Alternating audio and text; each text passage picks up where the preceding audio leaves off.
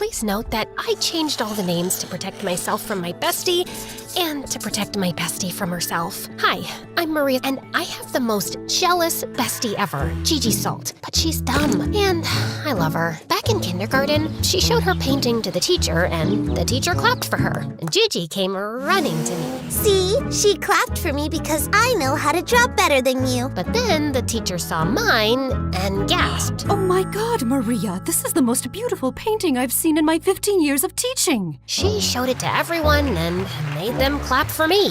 Gigi went pale and actually yelled at the teacher. It's not that special. What? Are you kidding me? And then she ran off to show other teachers, and even the principal, my drawing. They patted my head, and one of them gave me $5. On the way home, I bought Gigi a vanilla ice cream, her favorite, because she was so annoyed. I was trying to make her feel better. Thanks. Your drawing was just a tree and a house. Why did they lose their mind over it? Oh, yours was pretty too. Don't lie. And now you're just rubbing it in my face.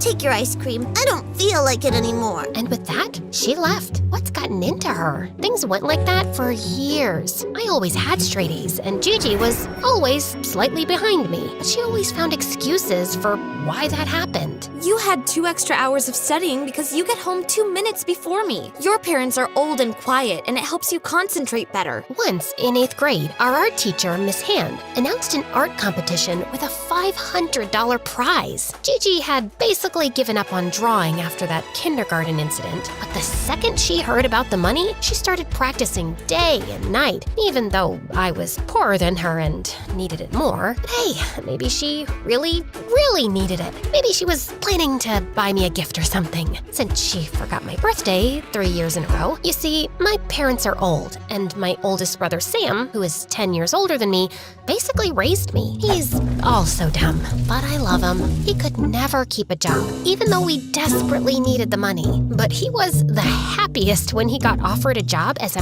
private driver for some important businessman.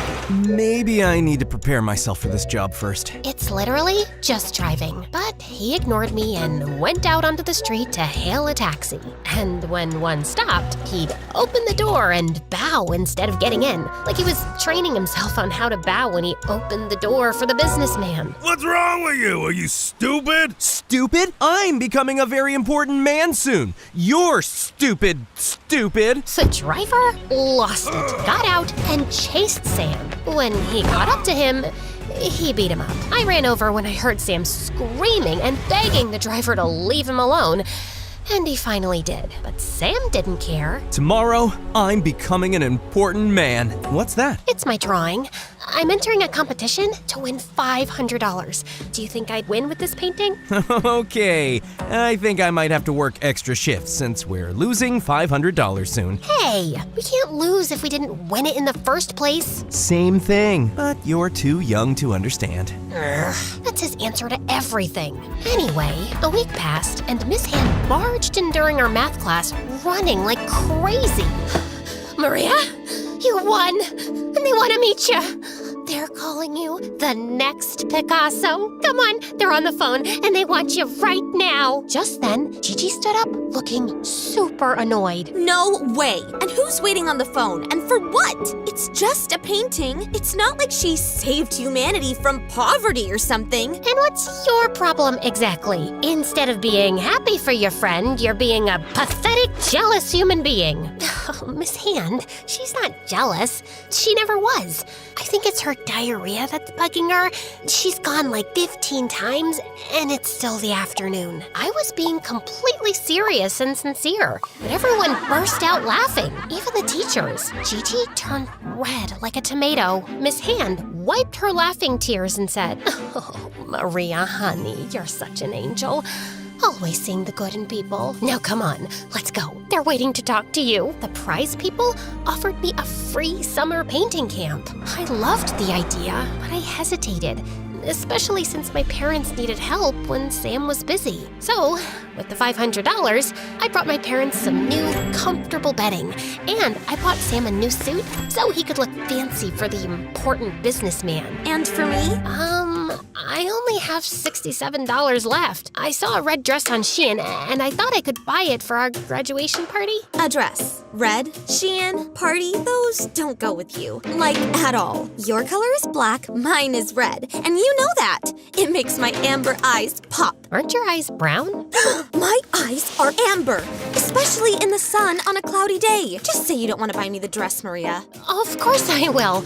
You're my only friend. Oh, I owe you big time, bestie. But of course, don't tell Mom. I bought her the dress because sometimes I felt sorry for her. You see, her parents were strict and difficult. They lived a few houses away, and her mom was always scolding her for being dumb. And whenever her mom found out I bought Gigi something or gave her anything, she'd ground her and call her names like jealous, manipulative witch. Then Gigi would come to me and cry herself to sleep. Poor thing. But her mom was also good to us, and she would even help take care of my parents. And her husband, Gigi's dad, was the one who got Sam that job as a driver. Sam was surprisingly doing really well at his new job, and he even started thinking he was the important man himself. Everyone respects me now, and from now on, you guys too. Mom, Dad, you can call me Sir, like, hey, Sir Son Sam, come over. Or, Sir Son Sam, give me a pill, and so on. I face-palmed and sighed, but I didn't comment. Anything to keep him employed. So,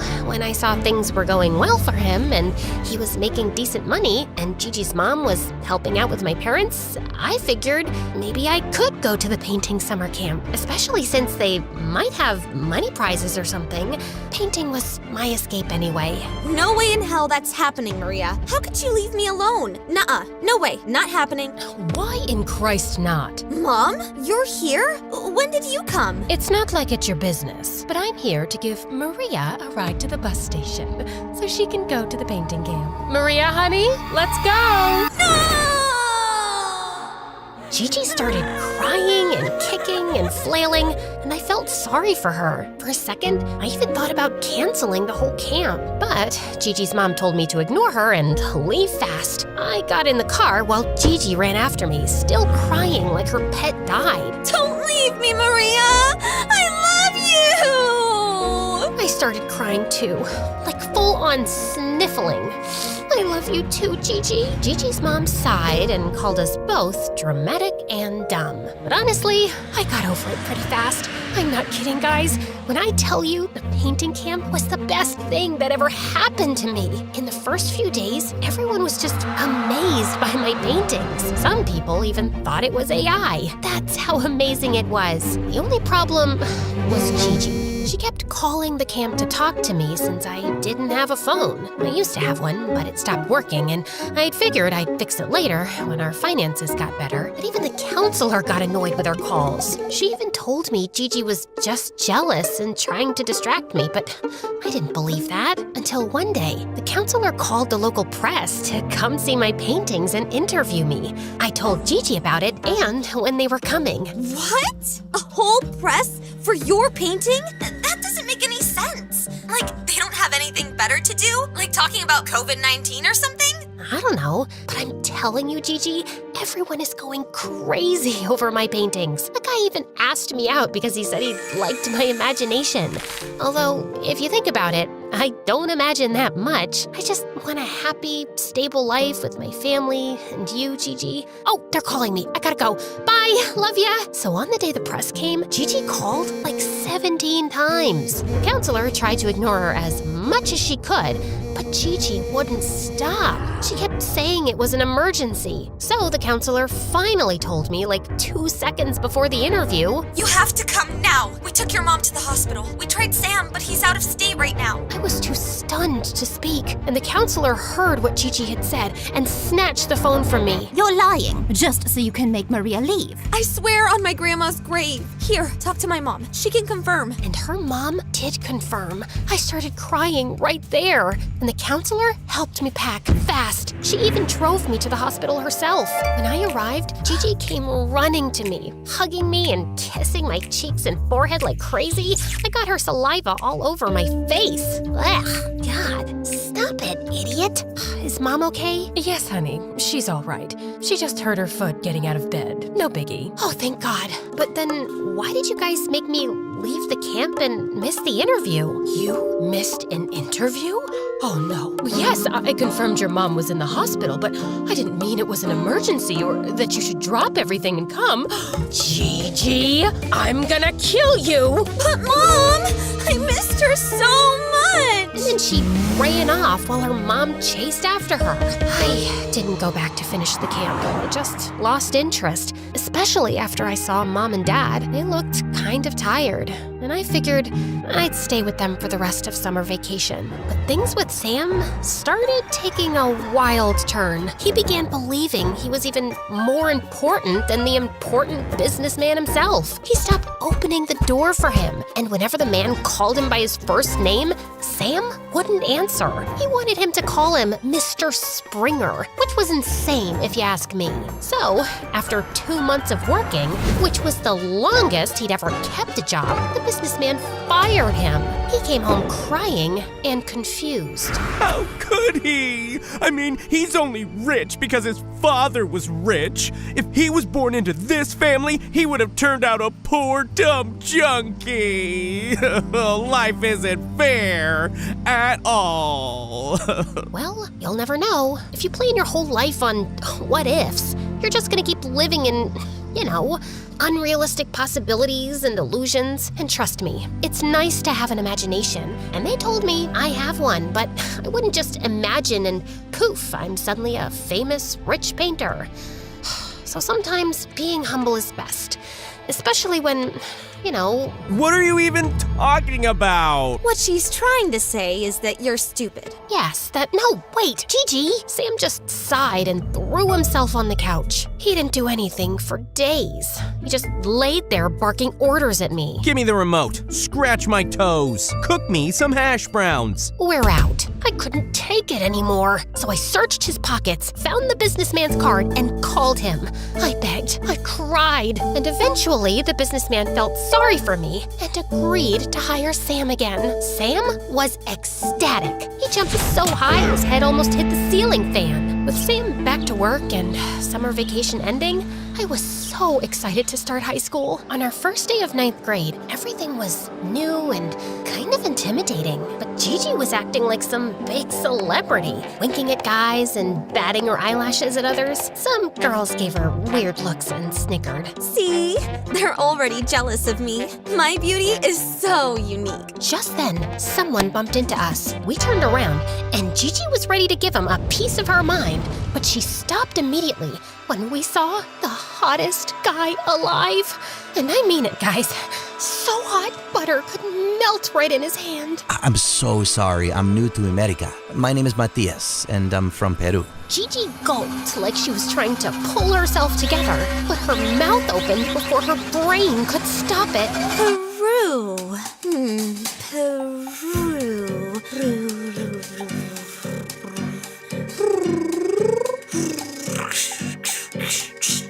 And she swiped her palm through the air like a cat. Matias looked so confused, and it got really awkward. I couldn't just leave my friend embarrassed like that. What kind of friend would I be? So I joined her and swiped my palm too. Nice to meet you, Peru. No. My name is Matias. I'm from Peru. Do you understand? Of course we do, hun. Mateo, Peru, Taco, Messi, whatever. Want to go out with me? Matias stared at us with wide eyes, like he couldn't believe we were real. And then he just walked away, super stiff, like a robot. Maria, you ruined it with your cheap palm move. Now he thinks I'm like you, dumb and nuts. Ugh. I'm sorry, okay? And what am I supposed to do with your sorry? Get a new boy with it? Ugh.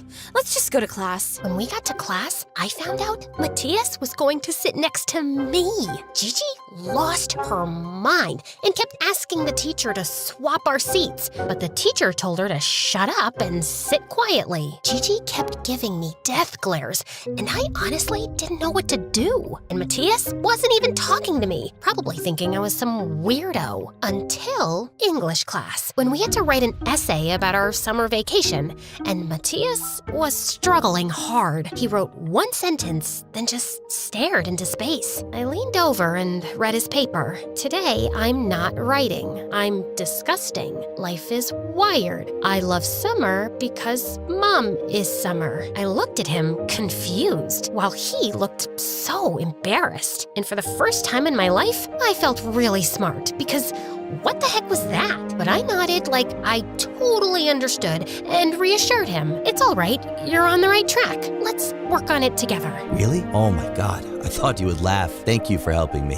And just like that, we started writing together and laughing, and at one point, our hands even touched. We stopped laughing and just stared into each other's eyes. Matthias looked at me and gave me the warmest smile ever. I almost passed out. Oh, want me to get you a carriage and a horse so you can ride off and live happily ever after? Gigi had left her seat and sprinted over, and we both got startled. Matthias looked at me, then at her, trying to understand why she was like that. But then the teacher saw her and yelled, Gigi, I have never said someone's name this many times in one class. If this is how you're starting high school, then it's detention for a week. How's that sound? Gigi looked furious and started stomping her feet. 2 weeks. Gigi then started making these whiny noises. 3 weeks. Keep going. Matthias giggled silently with his shoulders bouncing up and down, and I couldn't help laughing at his laugh. And Gigi looked like she was about to explode. I waited for Gigi to finish her detention so we could walk home together. The whole way, she kept scolding me and calling me names like